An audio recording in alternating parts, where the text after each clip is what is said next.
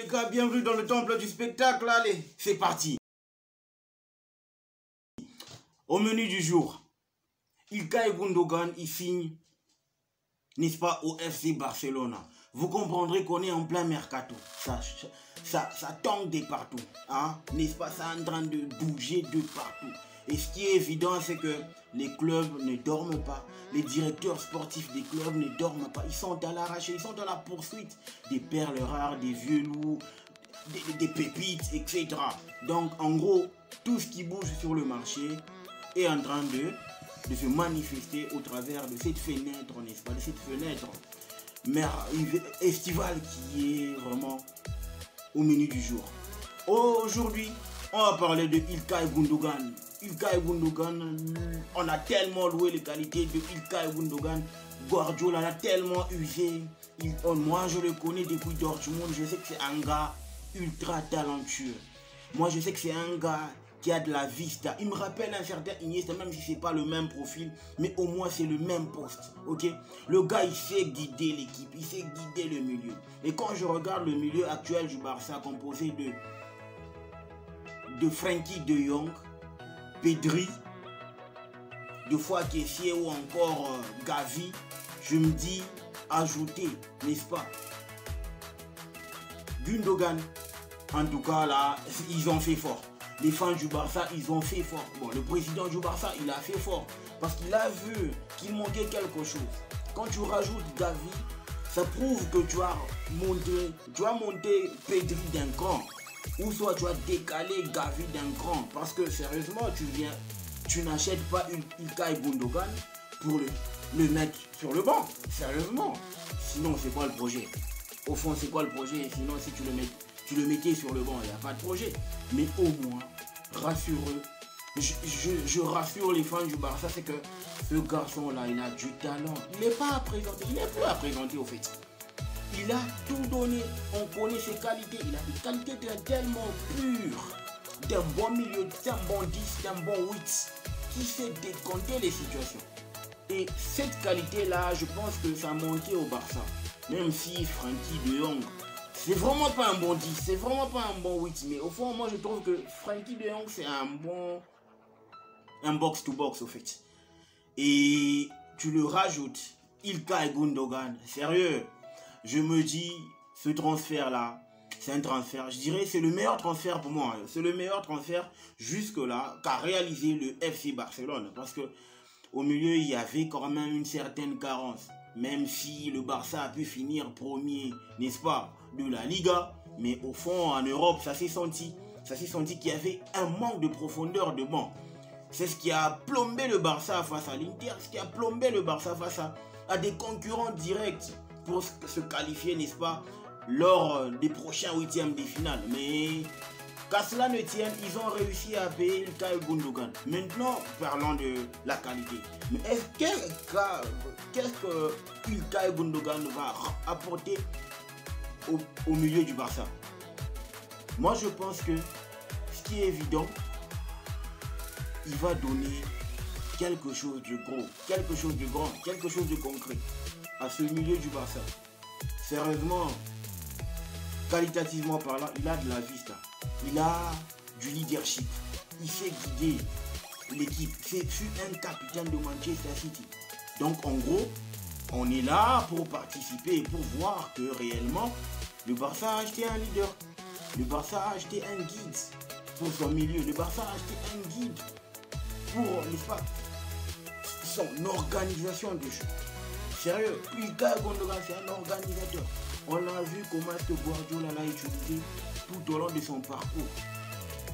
C'était tellement pur, c'était tellement bon, c'était tellement beau à voir. Et moi je pense que à partir du moment où il va apporter cette touche, la Deutsche Qualität comme on le dit, ça va permettre au FC Barcelone d'être beaucoup plus fluide, beaucoup plus soyeux en termes du jeu, en termes d'organisation, en termes de cassure de milieu adverse. Parce que sérieux, Ilkay Gundogan, c'est un gars qui peut te casser toute la ligne du milieu adverse. Et ça, c'est ce qui manquait au fait au FC Barcelone. C'est ce qui manquait au fait en Gavi, en Pedri, en Frenkie de Jong. Ce sera un amalgame de voir Ilkay Gundogan amener quelque chose de concret. Quelque chose un bon feeling au fait, c'est un bon ajout à ce milieu du FC Barcelone. Et surtout que Xavi, c'est un milieu, il va pas se perdre en fait, il va pas se perdre parce que Xavi, Guardiola, c'est la même école, la même philosophie de jeu, la même vista, la même vision de jeu. Donc il va pas se perdre, il vient dans un environnement qu'il connaît de manière techniquement parlant, pas sur le plan environnemental, mais techniquement parlant, il vient dans un monde où il connaît, il sait, il maîtrise les choses. Et c'est ce qui va faire en sorte que l'acclimatation soit beaucoup plus facile et rapide. Ok? Et c'est ce que moi je suis en train de voir en Ilkay Gundogan. Maintenant le bémol c'est qu'il vient à un âge avancé. Il a été usé par Guardiola et on sait très bien que quand Guardiola, c'est ça le point noir, la tache noire.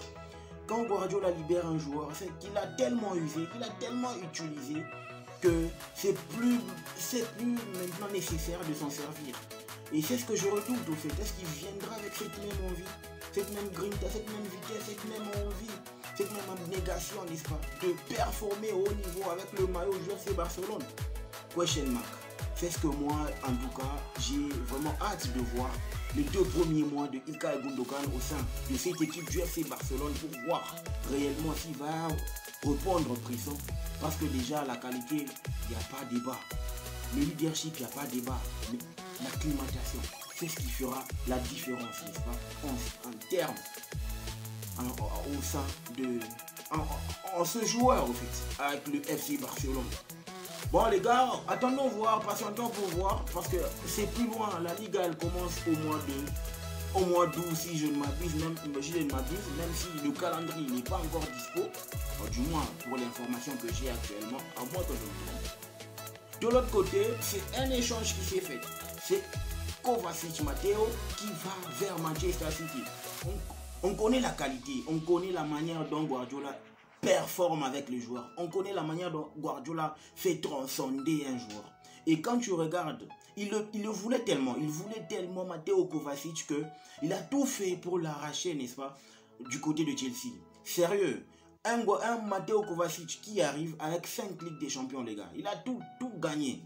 Il a tout gagné. Et il vient dans une équipe qui gagne. Il vient dans une équipe à trophée.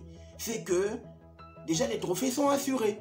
Déjà les trophées sont assurés, les gars. Et c'est ce que moi je me dis.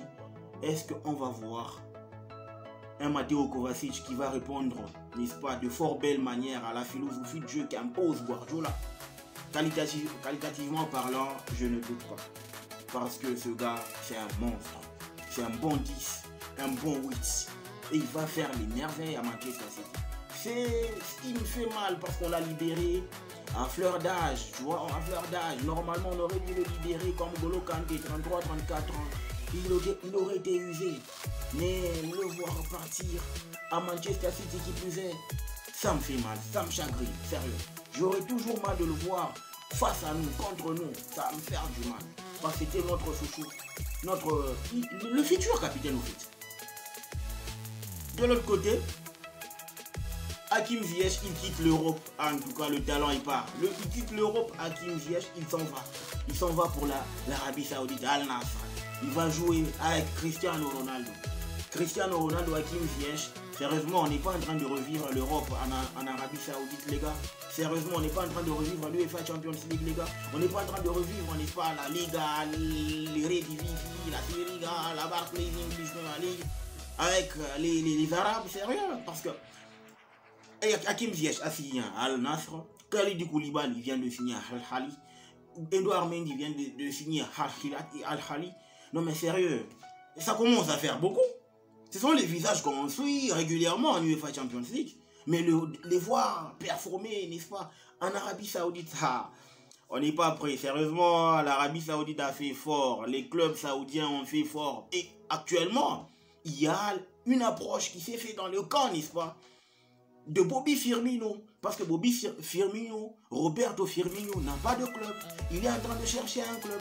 D'un moment, on a parlé de sa probable signature du côté du Real de Madrid pour être la doublure de Karim Benzema, c'était bien avant que Karim Benzema ne signe à l'Ittihad en Arabie Saoudite.